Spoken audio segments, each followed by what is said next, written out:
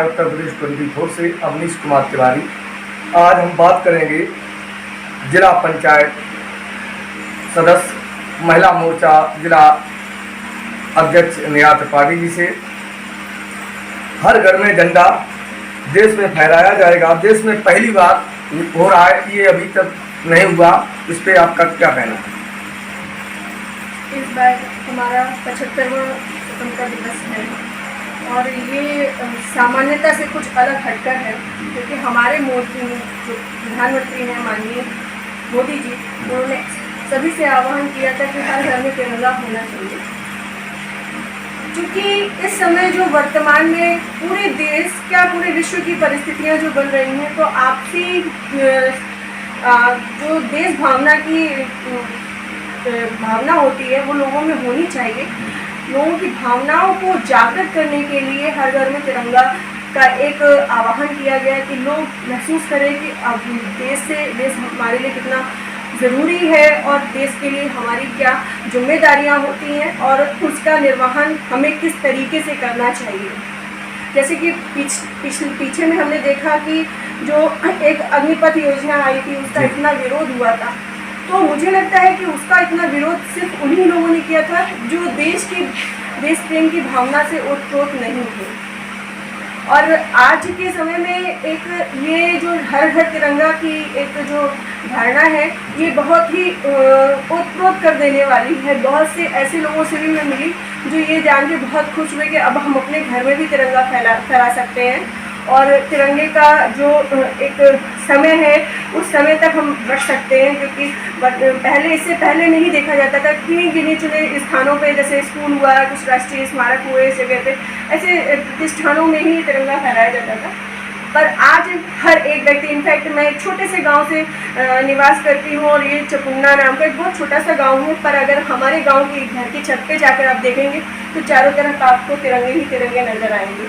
नहीं सर, लोग बहुत खुश हो रहे हैं, बहुत खुश हो रहे हैं, बहुत खुश हो रहे हैं। और ये बहुत ही सौभाग्य की बात है कि आज हम अपने घर पे तिरंगा लगा सकते हैं और अपने किसी भी प्रतिष्ठान में हम लगा सकते हैं हर घर में तिरंगा। जिस तरीके से हमारे लिए जल भूमि हर चीज़ इम्पॉर्टेंट है, उस तरीके से हमारा देश भी हमारे लिए इम्पॉर्टेंट है और उसके लिए हमारे दिल में भावना भी होनी चाहिए और ये कार्यक्रम उस भावना को उजागर करने का कार्य कर रहा है। आपने बहुत अच्छी बात कही नेहा जी। आप राजनीति में क्यों आई, फिर भाजपा को ही क्यों चुना? अन्य पार्टी जैसे सपा बसपा थी, उनको क्यों नहीं? मेरा राजनीति में आना जब मैं प्रधान थी, पूर्व में प्रधान थी, तो उस समय लोगों से इतना मेरा संपर्क नहीं हो पाया जितने में 3 गांव की प्रधानी मैंने करी और उतने ही लोगों से। पर जब लोगों का प्रेम मिला और मैंने आगे जिला पंचायत का चुनाव लड़ा, उसमें मुझे जो लोगों का प्रेम मिला और लोगों की जो मुझसे आशाएं बनी, वो आशाओं को देखते हुए मुझे ये लगा कि अब मुझे इसी में ही रहना है और लोगों के लिए काम करना है। जो मुझसे प्रयास हो सके, मैं सतत उस चीज़ का प्रयास भी करती हूँ कि जितने लोगों का मैं सहयोग कर सकूँ, उस भावना से काम करती हूँ। और रही बात भाजपा में आने की, तो ये एक व्यक्तिगत सोच पे डिपेंड करता है। जो व्यक्ति जिस स्वभाव का होता है वो वैसी ही राजनीतिक पार्टी चिन्हित करता है। आज भाजपा का बहुत देश में लगभग मुझे लगता है पूरे ही देश में ज़्यादातर सभी राज्यों में भाजपा की सरकार है और भाजपा जो देश के लिए कार्य कर रही है, जो भाजपा के आने के बाद से जो देश में विकास हुआ है, देश पूरे विश्व में जाना जाता है और देश की राजनीति और देश के बड़े नेता पूरे विश्व में जाने लगे हैं। तो भाजपा की जो रणनीति है, भाजपा की जो कार्यशैली है, वो मुझे बहुत प्रभावित करती है, इसलिए मैंने भाजपा में आने का निर्णय लिया था। आप पहली बार जिला पंचायत का चुनाव लड़ी, जीती भी। आपने जो जनता से वादे किए उसे आप पूरा करेंगे? बिल्कुल। मेरे जिला पंचायत कार्यालय पे जब मैं जाती हूँ और जिला पंचायत अध्यक्ष से मेरी सतत यही बात होती है कि मुझे मेरे लोगों के काम कर, जो मेरे लोगों की जो आवश्यकता है, उस आवश्यकता पे खरे उतरने के लिए किस तरीके से क्या कार्य योजना बनानी है और उनको किस तरीके से मेरा सहयोग करना चाहिए, इस पर भी मेरा उनका विचार विमर्श होता रहता है। क्योंकि जिला पंचायत का पद बहुत ज़्यादा ऐसा नहीं है कि आपकी सारी आवश्यकताएं, क्योंकि अब इसके क्षेत्र जो है वो सीमित कर दिए गए हैं, पर फिर भी मैं पूरा प्रयास करती हूँ। इनफैक्ट पिछली मीटिंग में भी मैंने सबके सामने खड़े होकर के बात कही थी कि हमें अपनी जनता, जिस जनता ने मुझे चुन करके यहाँ भेजा है, उसके लिए मुझे हर प्रयत्न कोशिश करनी है, काम करने का प्रयास करना है और मैं उनकी समस्याओं का समाधान कर सकूं, ऐसा ही मेरा उद्देश्य रहता है। आपने विधानसभा चुनाव में कैलाश विधायक जी का पुरजोर समर्थन किया और उनको जिताया। आपने जो मेहनत की, आपके अंदर जो लगन है, वो मैंने किसी के अंदर भी नहीं देखी। ये तो मैं बहुत बहुत आपका आभार प्रकट करना चाहती हूँ कि आपने वो लगन और वो मेहनत मेरे अंदर देखी है और माननीय कैलाश राजपूत जी को के साथ सहयोग करना और इनफैक्ट कैलाश राजपूत जी के साथ ही नहीं, जिले में तीनों विधानसभाओं में मेरा पूरा सहयोग रहा है, चाहे वो छिबरामऊ विधानसभा हो या तिरवा विधानसभा हो या कन्नौज की विधानसभा हो। मैंने तीनों विधानसभाओं में पूरा, चूँकि मैं जिला पंचायत सदस्य होने के साथ साथ महिला मोर्चा की जिला अध्यक्ष भी हूँ, तो मेरा पूरा सहयोग रहा है।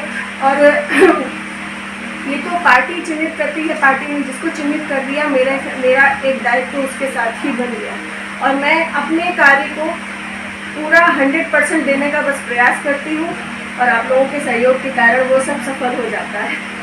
स्वतंत्रता दिवस, रक्षाबंधन की शुभकामनाएं, जनता के नाम आप कोई संदेश देना चाहेंगे? बिल्कुल बिल्कुल, क्योंकि आगे के कुछ दिनों में त्योहारों की एक सीरीज सी चालू हो रही है। जैसा कि हम स्वतंत्रता दिवस को अब एक त्यौहार की तरह मनाने लगे हैं और पहले एक दिन का मनाते थे, पर अब हम लोगों का प्रयास रहता है कि जैसे हम होली, दिवाली और दशहरा मनाते हैं, उसी तरीके से स्वतंत्रता दिवस भी हम एक त्यौहार के तरीके मनाएं। तो हमने वही 11 से लेकर के और 15 तारीख तक अलग अलग कार्यक्रम चिन्हित कर रखे हैं, हम उन कार्यक्रमों में रहेंगे। और मैं अपने कन्नौज की जनता को, इनफैक्ट उत्तर प्रदेश की और पूरे देश की जनता को स्वतंत्रता दिवस की बहुत बहुत शुभकामनाएं देती हूँ। रक्षाबंधन, राखी का सूत्र एक ऐसा त्यौहार है जिसमें लोग अपनी पवित्र भावनाओं से भाई बहनों को राखी बांधते हैं। सभी से निवेदन करती हूँ, अपने गिले शिकवे छोड़ करके राखी का त्यौहार मनाएं। और मुझसे भी बहुत से भाई बंधु कह रहे थे कि वो आना चाहते हैं रक्षाबंधन में मुझसे राखी बनवाने के लिए, तो मैं उनका बहुत हृदय से स्वागत करती हूँ। वो आएँ और मैं भी उनको राखी बांधकर अपने आप को खुश महसूस करूँगी और सबको मैं रक्षाबंधन की शुभकामनाएं देना चाहती हूँ। और श्री कृष्ण जी का जन्मदिन, पावन अवसर है जन्माष्टमी, तो जन्माष्टमी के लिए भी मैं सबको शुभकामनाएं देना चाहती हूँ। जैसा कि एक जन्माष्टमी एक ऐसा पर्व माना जाता है कि उस पर्व से अंधकार पे विजय हुई थी प्रकाश की।